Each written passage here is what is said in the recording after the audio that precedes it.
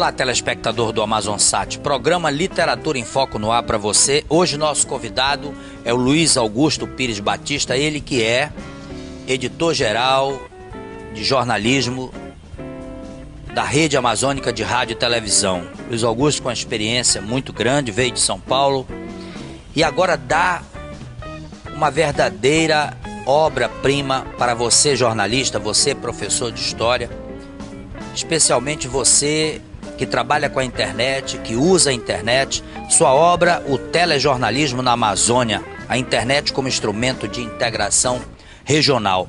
É com ele que você vai conhecer um pouco da obra e que nós, do Amazonsat, programa Literatura em Foco, sugerimos a você, professor de jornalismo e aluno de jornalismo.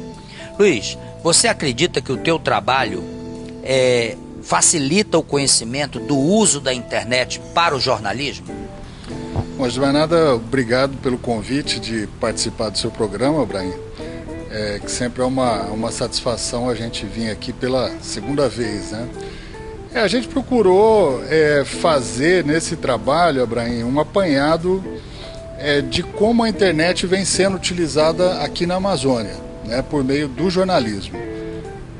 Esse trabalho, na verdade, quando a gente fez, foi uma proposta de projeto para dissertação, né, no mestrado de jornalismo da UFAM, e a ideia era falar justamente da dificuldade logística de fazer televisão aqui na Amazônia. Então, a gente, na verdade, quando eu comecei a fazer o trabalho, eu não imaginava muito aonde que ia dar isso, né? Mas a gente queria falar dessa dificuldade. Então, a proposta desde o início era falar desde Rondon, quando começou a construir a rede de telégrafo, né, que integrou a Amazônia ao restante do país. Depois falar um pouquinho da história da rede amazônica.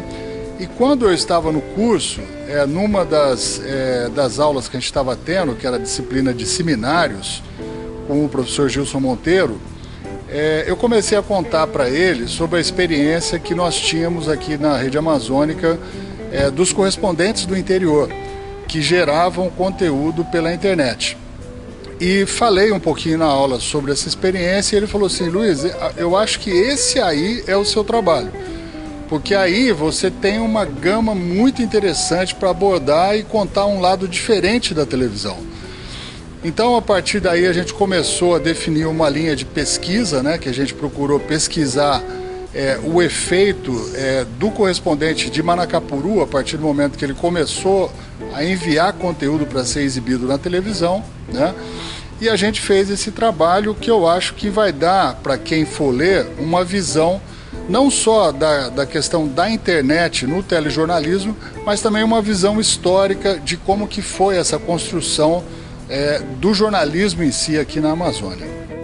Você tem uma experiência muito grande, você trata com muito carinho dessa área de jornalismo da rede amazônica.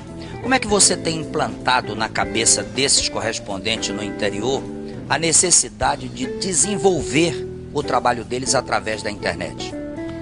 Bom, Abraham, eu cheguei aqui na rede amazônica em dezembro de 2005, né, já são quase 7 anos.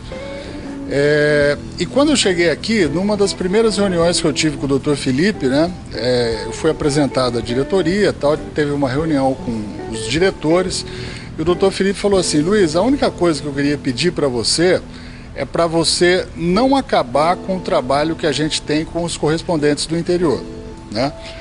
E eu fiquei, acho que na verdade foram 15 dias aqui em Manaus, e fiquei observando os primeiros telejornais, assim que eu tive acesso, e achei muito estranho, né, aquela qualidade diferente do material que vinha do interior.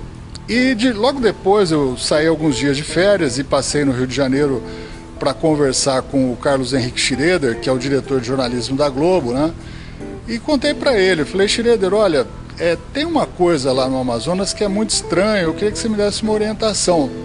É que a gente tem uma rede de correspondentes no interior do Amazonas, eles fazem um material com um equipamento que não é um equipamento profissional, e nos envia conteúdo e tal, só que eles não têm uma formação jornalística, né?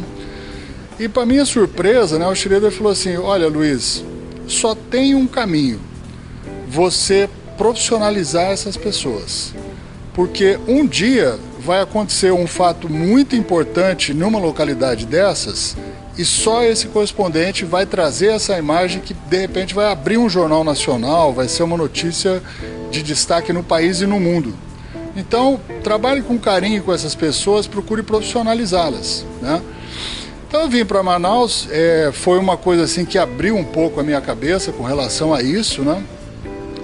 E naquele ano de 2006, eu conversando com o Dr. Milton, com a Arcilene, com a nossa equipe lá da TV Amazonas, a gente teve a ideia de fazer um encontro de jornalismo para trazer essas pessoas para Manaus, para a gente ter um contato mais próximo deles e ao mesmo tempo mostrar como que funcionava a nossa televisão, né? Então a gente convidou, na época eram 25, 26 correspondentes, já tinha assim, um grande número de correspondentes, e eles vieram para cá. Nós tivemos assim 3 dias de intercâmbio, né? E esse pessoal, foi muito interessante esse contato, porque muitos deles nunca tinham vindo a Manaus, para você ter uma ideia. A gente procurou fazer uma pesquisa na ocasião, descobrimos assim que haviam várias irregularidades do ponto de vista trabalhista, que a gente procurou adequar, né, junto à empresa. E a gente, depois dessa experiência, decidiu fazer novamente em 2007. Foi um ano que veio o pessoal da Globo para cá, vieram vários profissionais e a gente procurou adequar o nosso encontro ao encontro com os profissionais da Globo. E havia uma coisa muito interessante nessa relação, porque era o seguinte: não havia um comando muito próximo do trabalho deles. Então eles faziam o que eles queriam e mandavam para Manaus. Manaus não gostava do material e jogava no lixo. Então nós tínhamos assim um aproveitamento muito pequeno desse material. Foi quando a gente conversou para a gente criar a figura do coordenador do interior. Então nós destacamos o Valdomiro Tavares, que era o editor do Jornal do Amazonas, para ser um coordenador do interior e passar a fazer uma relação diária com esses correspondentes. Então a partir daí, que já foi no ano de 2008, no 3º encontro que a gente fez, a gente estabeleceu que eles enviariam primeiro as propostas de reportagens, a gente discutiria como que a gente faria a matéria. Eu vou pedir licença de você 2 minutos só para encerrar esse bloco. Nós vamos voltar falando desse assunto. Você já tomou o seu Guaraná Regente Zero hoje? Você que está fazendo regime, você que não quer engordar, Guaraná Regente Zero.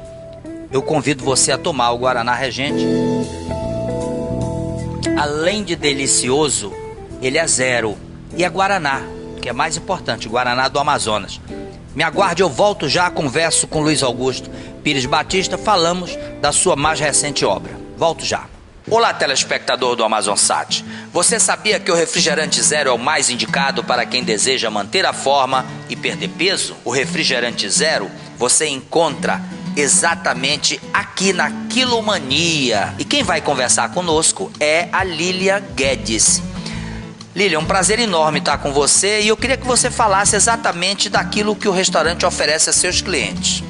O cliente escolhe. Se ele quiser comer uma coisa mais saudável, ele come bastante salada, sushi, grelhados. O churrasco também é uma comida saudável. E se ele quiser comer vatapá, bacalhau ao creme, lasanha, ele pode se esbaldar, porque aqui a comida é muito gostosa e a gente faz com carinho e com amor. Para que o telespectador possa chegar aqui, é muito fácil de encontrar o restaurante. Vamos dar o endereço e o telefone. É na Ramos Ferreira, número 390, após a lateral do Rio Negro. Venha ao Quilomania.